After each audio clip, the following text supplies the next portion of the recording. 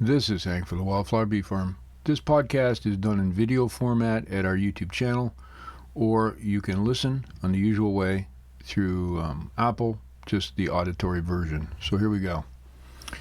Yesterday, I received notice that the weed police, as they're called, now here in Canada, we have a provincial organization, and it would be like a state in the United States or a district in other parts of the world, but in this case we have a provincial weed policeman. And about 34 years ago, they started a thing called the noxious weed list, because back then farmers were complaining that certain weeds were destroying their yields and they couldn't kill them with sprays. And so they created this list of all these weeds. Now over time, the list changes. For example, milkweed was on it until recently because people started to realize that milkweed is necessary for monarch butterflies.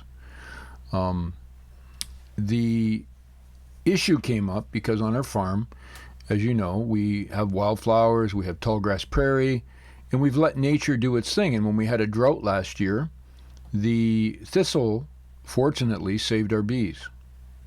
And so in the last year, there was a complaint. The weed police came, if you remember, and I had a plan anyway where we were trying to make things more balanced. And the individual, the weed policeman, said, well, he was fine with that.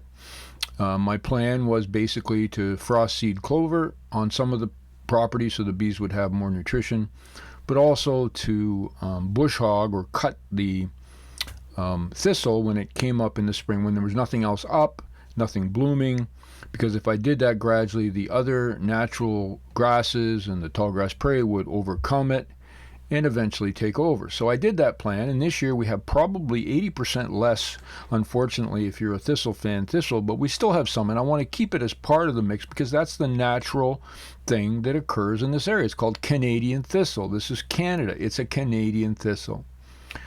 So I have two interesting neighbors. We all do, and they all have their own thing, and I'm not going to bring up much about them, just that one has obviously, if you remember, just not a great lookout on life, and is quite angry, and unfortunately he should give up that anger about a fence we have around our property, and fence makes good neighbors, but not in this case. And on the other side, I have a farmer who really wants to buy my farm, but I would never sell it to him. It's just a long story. So one of the two, and I kind of think probably I know who, complained about our Canadian thistle. And so we got an order I received yesterday, which is like a legal document that said you must eradicate all of the Canadian thistle on your property. Well, Canadian thistle reproduces by spreading rhizomes under the surface. And when you pull a Canadian thistle, it doesn't do anything because it'll just come up stronger the next year. So the way to handle it is, as I said, you cut it, and you cut it in the spring, those areas where you don't want it, and eventually the natural grasses start to work it out. According to the weed inspector, because I called him last night, I said, Mr. Weed Policeman, I said, what are you suggesting? And he was very condescending and very disrespectful. And basically, he had told me a year ago that the only way to really kill it was to just spray the whole area with Roundup and some other herbicides. And that's not going to happen. So I told him no, that wasn't going to happen. And so he got somewhat irate but sarcastic and said, well, if I didn't do it, they would come in and do it, and they would bill me, and they could do it. And if I stopped them, the police would come and they'd throw me in jail. I said, well, you're not coming on my property. And I probably said some other things I shouldn't have, but, you know, I'm Hank the farmer, the bee guy, and when you mess with my bees, we're going to have a problem. I actually just got back from talking to my bees, and they agree with me. So what I did, and I realized, you know, life's really too short to get upset with these people. So as I've said to many of my clients back when I worked in practice, and particularly children who are being bullied on the playground, the best solution is hire a great lawyer. And so I spent today talking to an incredible lawyer who is going to take the case and is going to fight them on this.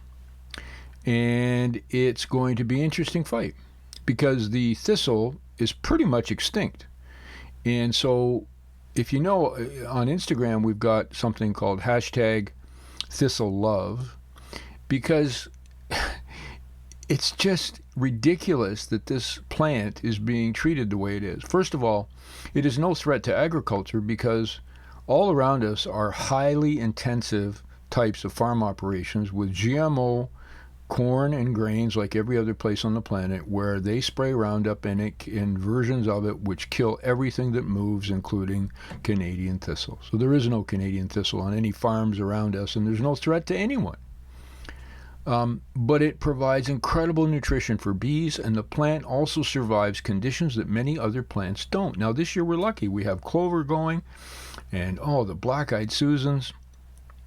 All kinds of things are happening. And later I'll be showing some videos on Instagram of a typical sort of section where there is Canadian thistle, but there's also black-eyed Susan. So there's no way to take it out. And by the way, I'm not going to anyway, because it's in my opinion, an incredible wildflower that provides incredible food for nature. So, having walked around with my bees for a couple hours today and thinking about it and talking to the attorney, I just want you to know that if you want to help, please contact people around you and spread the word, hashtag thistle love. If you want to help us financially, and we sure could use it, because you got to hire the best lawyers, and we're going to do that.